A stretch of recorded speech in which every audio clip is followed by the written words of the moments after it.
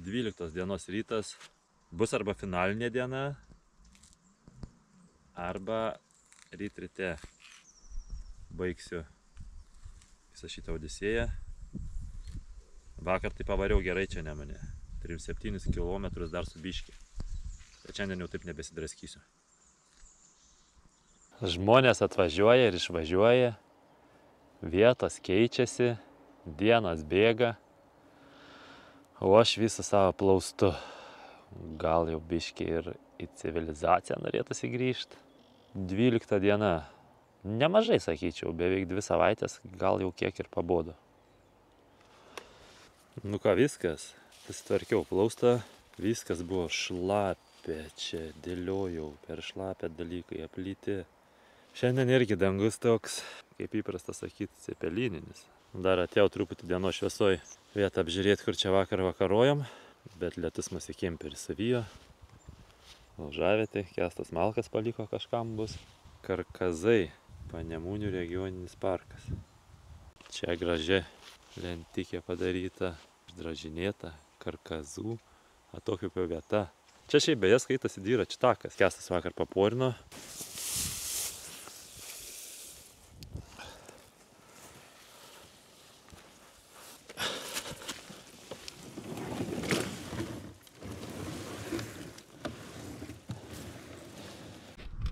Galvoju, kodėl čia tokia apatiška ta nuotaika. Lyg ir pabodo kažkiek. Bet iš kitos pusės žiūrint kažkaip gal ir liūdna, kad toks nemažas nuotykis aš čia skaitau buvo ir jis eina į pabaigą. Jeigu labai norėčiau, tai ir šiandien plaukčiau iki Jurbarko, bet nėra ūpo net ir kluot. Tai žiūrėsiu, kaip neš srovėjai. Labai vakare ten atsirasti irgi nenoriu, nes aš galvoju toj mažoji laivų prieplaukoj švartuotis ten. Išlipu į krantą pavalgyt. Atsibodo tam plauste ten vakarykščiai šašlikiukai. Bet svarbiausiai, kad aš turiu daržovių, netgi salotų ir atvežė duonos.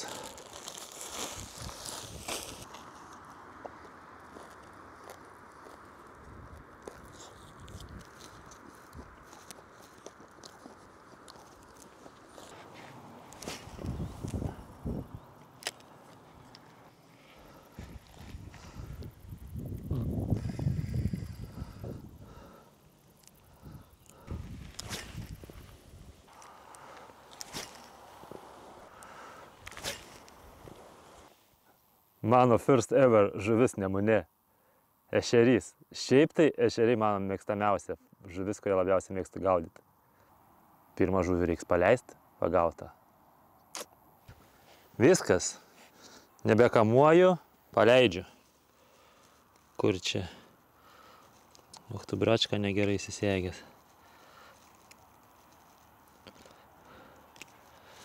Bye bye žuvytė, gyvenk.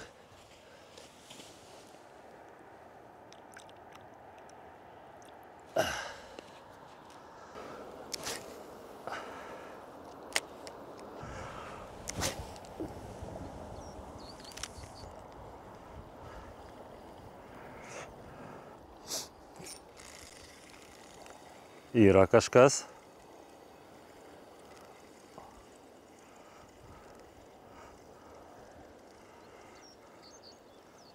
O.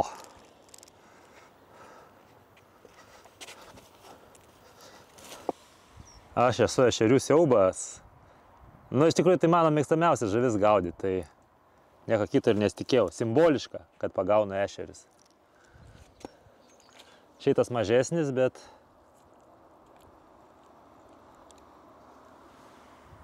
va.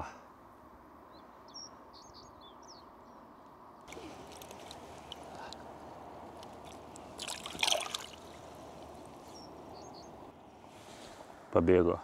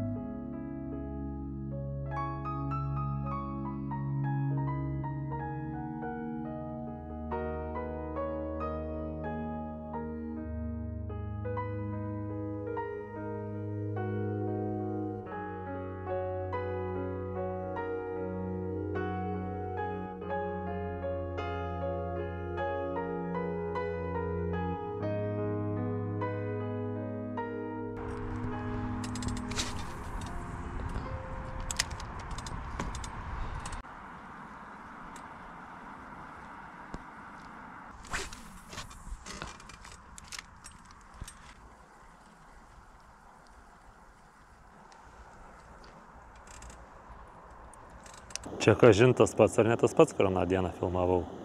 Vytis. Nebepamenu pavadinimo. O dabar tai sukels bangų.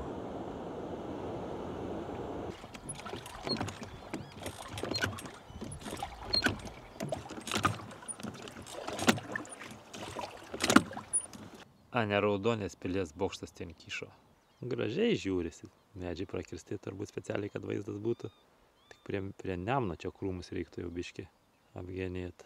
Nu va, ką dar pastebėjau, tai pempių labai daug aplink Nemuną. Jau būriuojasi turbūt išskridimui. Ten va toliau, jeigu matosi, baltasis garnys stovi, šitų irgi labai daug ant dambų žuvų tyko, bet ir labai daug pempių. Pyp, pyp, pyp, pyp, pyp, pyp, pyp. Gal su manim pakalbės? Tai dabar žmogus, kai keliauja, nu, nesvarbu kokiu būdu, ar ten kokį automobilių, kemperių, dviračių, ar kad ir vandens kokį transportą, vis tiek bandai pastebėti kokius tai objektus. Ką pravažiuoji, kažkur kažkas pakely, tai žodžiu, didžiausias mano kelionės apsižioplinimas. Plaukiu pro Raudonę ir kažkaip galvoju, o tai kur Dubysa turi kažkur tekėt?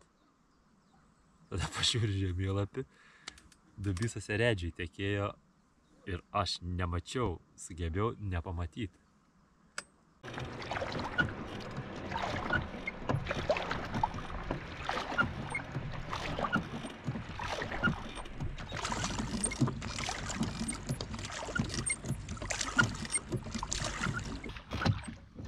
Šiaip labai maloniai stebina, gal džiugina, kitų vandens transporto priemonių valdytojų elgesys.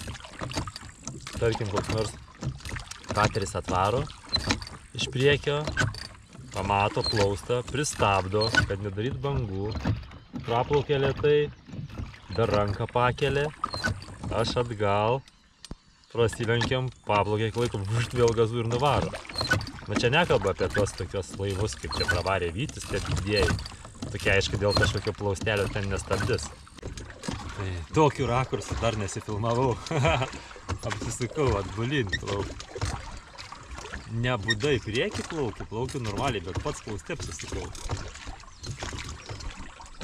Čia iš vailiojimo ir neturėjimo karių tiesiog.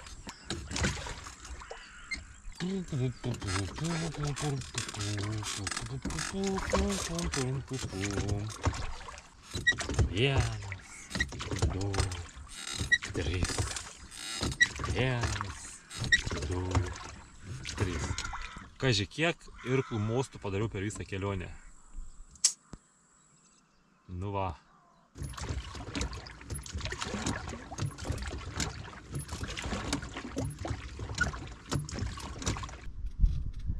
Išgėriau visą imbierą per 4 dienas. Buvo įtroka, ant galo skiedžiau dar labiau, bet nieko, skrandis nieko nepasakė negero. Kur dabar plauki? Iš Panevėžio? Iš Panevėžio? Nu. Bet iki Jurbarko ir užteks. O pats iš kur? Šiaip aš Kaune gyvenu, bet aš nuo Panevėžio.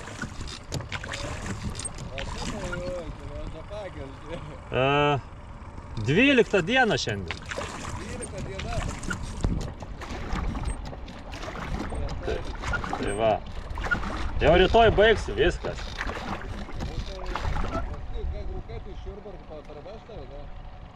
Na tai čia mano vašvyje.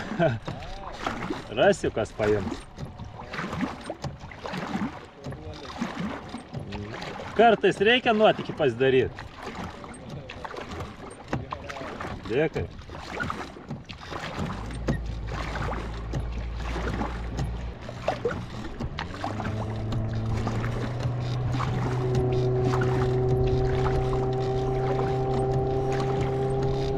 Persirito diena į antrą pusę ir jau, nu, pats žinau, ko galima laukti. Kaip ir kiekvieną dieną. Dangus tai va toks. Nežinau, ar čia ateis ar neteis pas mane. Tai kaip suprantu, va ten bažnyčia matosi skirsnė manęs. Ir aš jau visiškam vakare, saulė toj leisis. Reiks ieškoti kur miegot. Iš toli galvojau, kad ten pliažas, o pasirodo čia iš dugno žemsiurbių susirpti ir supilti smėlio plotai. Nu va, paskutinį nakvynį pasirinkau tokią užuolanką antroje pusėje. Ten skirsnama tikriausiai, jaunimas duodasi čia. O čia va yra supilta šitos žemkasės. Bet tai kiek čia privaro jo. Plaustas tai irgi jau remonto prašysis. Ten matosi, va, jau šitą laikantį juostą tokia nusimovus, nusislinkus. Sekančiam ten irgi viskas pasislinkė. Ir šiaip jie jau tokie pakrypė. Žodžiu, ranką reiks pridėti prie plausto paplaukimo, bet manau, kad rytoj dar atlaikys jis man. Ir viskas, ir gaus ilsėtis. Nu, kur aš ten ir bebrai. Va tik tai vis pagalvodavau, ar šią kelionę pavyks, kokį prigaut ar nepavyks.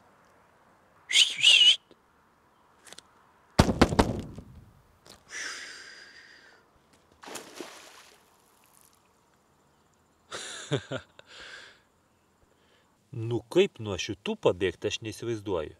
Nu iš kur jie čia gal man po plaustų jų prilindę išlenda, kartu su manim plaukė.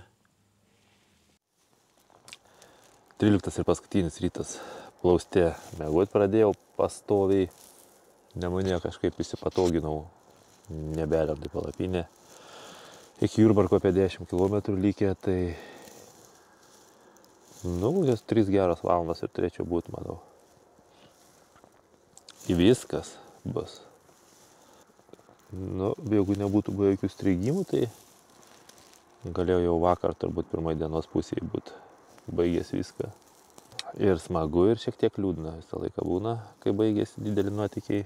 Nu, bent jau man čia didelis nuotykis.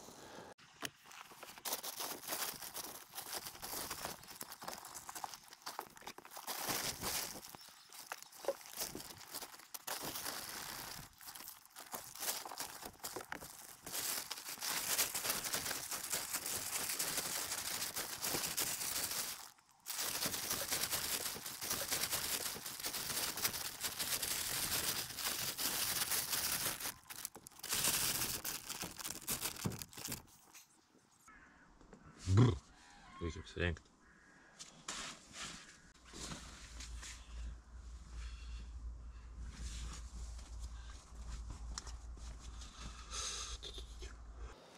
Nu ką, plaustuk, paskutinė kelionė.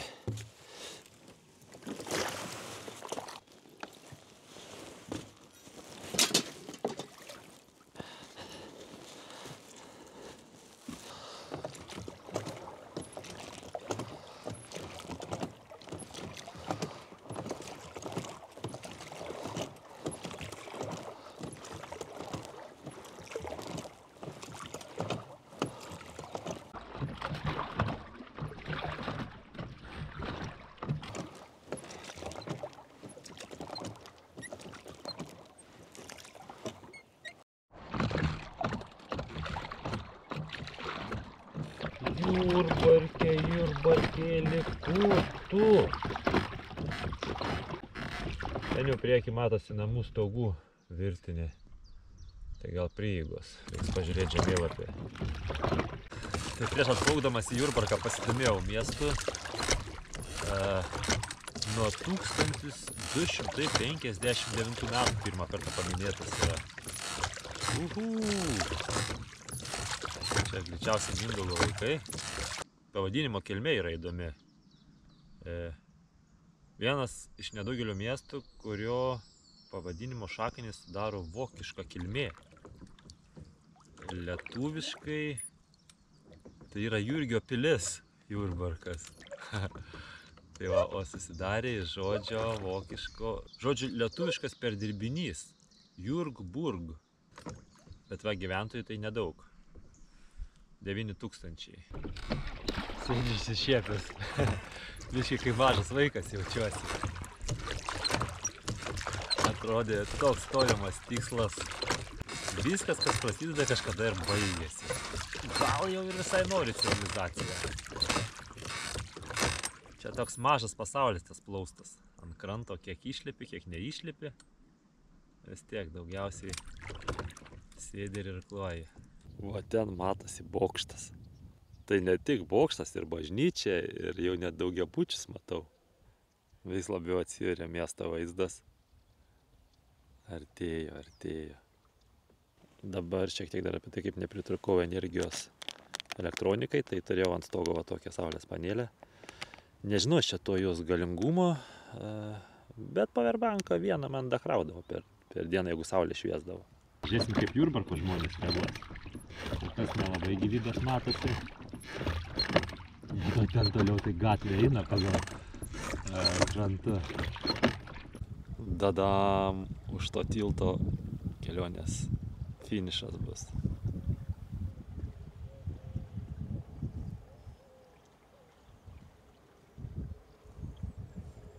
Nu pipiec, atplaukiau. Pagaliau.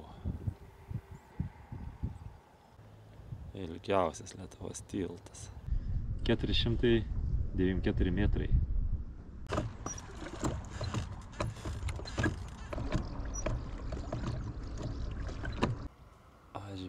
Žvejų, tai pilna pakrantė.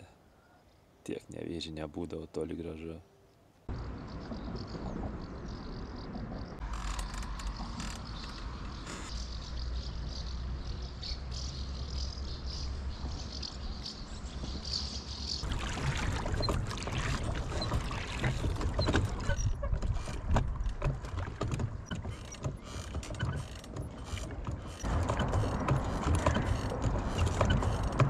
Viskas, įplaukiau į prieplauką.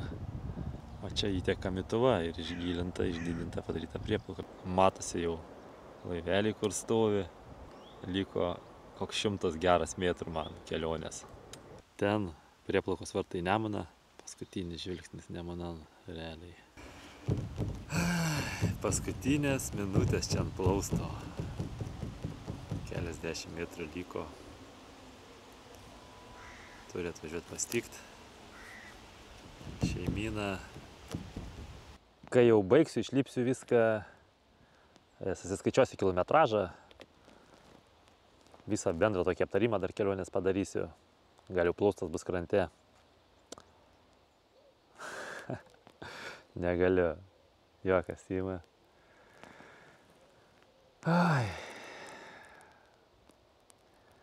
Nu visada toks pasitenkinimas apima, kaip pasiekė tikslą kažkokį. Tai vat. Gerai, varau į prieplauką, kalbėti su sargu, kad priimtų reikia.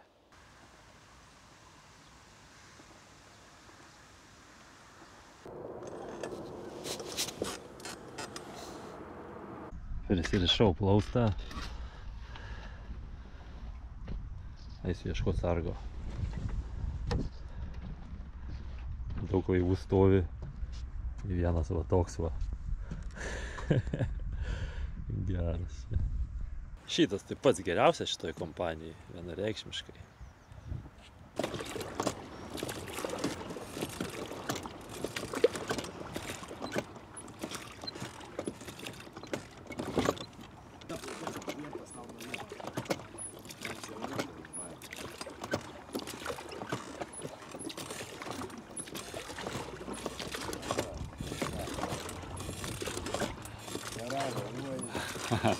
Įgudau per 13 dienų.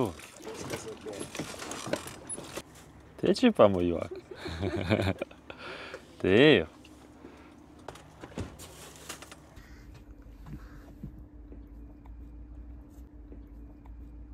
Ai, ten gal ar iš ten? Ten gali ir tai, bet tai patogiausiai šiaip tam. Gavo vietą plaustukas elitiniai kompanijai. Tram. O papa. Viskas, aš pakuotas. Plaustas 2 parom. Pagyvens šalia jachtų.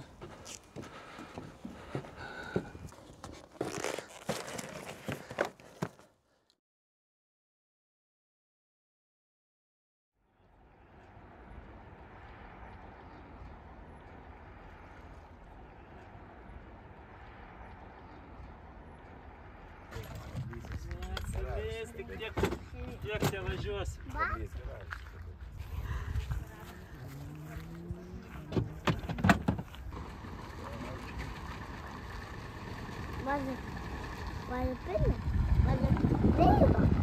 Taip, veža laivą tėtis. Na ką, viskas. Plaustas Ošvyjų Jurbarko rajone, nebe vandenį, bet toks paskutinis štrichas. Noriu statistiką biškutį, kiek čia nuplaukiau, kiek ką. Tai...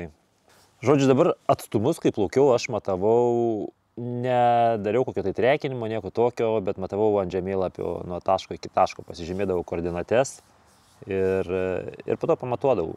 Dažniausiai matuodavau upės vagos viduriu. Tai gaunasi, kad iš viso nuplaukiu 203,5 km, nors realiai tikriausiai daugiau, nes mane ten vėjas nešiojo iš vieno kranto į kitą ir panašiai, buvo net kad ir atgal, paneždavo. Na, bet taip, 203 km. Iš jų 127 Nevėžių, 76 Nemunų. Tai va, Nevėžių ko ne dvigubai didesnis atstumas. Dabar apie patį plaustą ir jo gamybą, tai ten pirmam video matėsi, kad, reiškia, senoj protėvių sodyboj, ten radau senelio paliktų visokių lentgalių, lentų, viską rinkau, kad panaudoti, nenaitų viskas velniop, tai va tokias senas medžiagas. Tai dasipirkau tik va šitas rėmo konstrukcijai, bruselius, tentą, kanistrus apačioj. Irklam laikikliai dar pirkti, kas čia dar, dabar nežinau. Irklus nuo valties pritaikiau, inkarą turėjau. Varžtai, tvirtinimo juosta metalinė kanistram, va tokie panašus tokie dalykai. Aišku, specialiai pirkau bulgarkę, neturėjau, tai va, tai susidėjau, bet tai bendras sąmata, kiek aš čia, tiksliai neskaičiavau, bet tai primečiau bendrą sąmatą apie 300 eurų kažkuris man atsistojo. Tik tai tiek, kad į šitą skaičiavau tuos kanalizacinius vamzdžius, kurie man nelabai tiko, nes ten buvo... Šiaip plaustas virš vandens gal ir netiek mažai buvo iškilęs, bet kada atsistoju, tarkim, vienam kampe, viskas ten beveik semia. Tai būtent vien dėl to aš keičiau vamzdžius į kanistrus, kad stabilumo būtų, nes jisai toks kaip ir gal būtų galėjęs ten laikyti, bet būčiau prisikrovęs daiktų, painė ant šono dar kažką, lyg dar buvo planas, kad sūnus kažkiek kartų paplauks, bet po to jis persigalvojo. Dabar plausto matmenys, 2,20 ant 1,40 m. Dabar kitas dalykas, kas linksmino plaukiant, tai žmonių reakcijos. Ten buvo tokių variantų, kai žmonės tiesiog pamatė kieme, kažkur bėgo, telefoną pasiėmė, filmuoti, kalbino visi, klausinėjo, linkėjo geros kelionės. Ten Kėdainiuose tilto darbininkai realiai darbus metė, žiūrėjo, kas čia vyksta, kas čia plaukia. Tai šitą dalis, wow. Ir šiaip, kas patiko, tai, pavyzdžiui, didžioji dalis katerių vairuotojų pristoja iš lėto prasilenkia, kad nesudarytų bangų ir visa kita. Tai kultūra pas mus tikrai vandenį yra sveikintina. Tai tas labai gerą įspūdį paliko. Dabar, kada atplaukiau į Jurbarko mažųjų laivų prieplauką, tai ten ir atsistojo plaustas greta visų jachtų ir visa kita. Tai dar vienas toks dalykas man paaiškėjo, nes ten atsirado protingų žmonių, kas nusimano. Tai didžiausia klaida buvo ta, kad visą dugną uždengiau plaustais. Tai,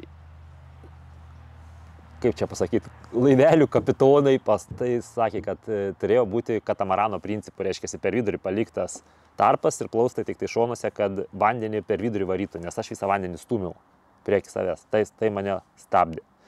Ko gero, su to plaustu niekur aš nebekeliausiu kažkokiose kelionėse, daugiau jisai bus man naudojamas dabar jau kaip tikrai išgyvenimo objektas kažkur ežeruose, karjeruose, kur aš įsileisiu ir ten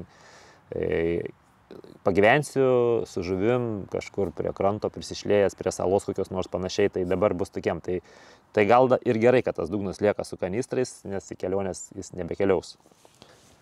Na ir dar paskutinis dalykas, ką čia norėčiau pasakyti, tai skirtumas tarp upių, Nemuno ir Nevėžio. Tai dauguma tų plaukiančių čia ir jaunuoliai kažkokie plaukia iš Vilniaus iki Rusnės su plaustu ir daugiau yra plaukiusių Nerim, Nemune, nes visi plaukia, Neris, Nemunas per Lietuvą, ne? Tai aš visiems sakyčiau taip, pasidarykit iššūkį Nevėžiu suprasti, kas yra plaukimas plaustu, nes Nerim ir Nemunu tai yra tiesiog srovės nešimas. nereikia jokio ten vargo nieko, nereikia fizinės jėgos. Tai jeigu norit patirti, kas yra tikrasis plaukimas, tai reikia plaukti Nevėžiu. Va ten tai vietom kaip ežere turi ištisai kabinti ir klais. Ir tai yra tikrasis, kaip čia pasakyti, savęs išbandymas. Tai va, tai čia buvo pagrindinė priežastis, kodėl, nes aš planavau didelį dėmesį skirti žvejybai. Ir tai buvo pagrindinė priežastis, kodėl žvejybai liko mažai laiko, nes buvo ištisinis irklavimas. O kaip mes gyvenam pasaulyje, kuris yra sudėliotas, ne, atostogos, darbo laikotarpis kažkada, tai aš turėjau tilpti tam tikrą laiko tarpą ir negalėjau sau leisti ten plaukti mėnesį ar kažkiek. Tai va, tai turėjau tiesiog arba pasiekti tikslą, arba žvejoti ir nedaplaukti iki tikslo. Tai tiek. Tai visiems didelis dėkui.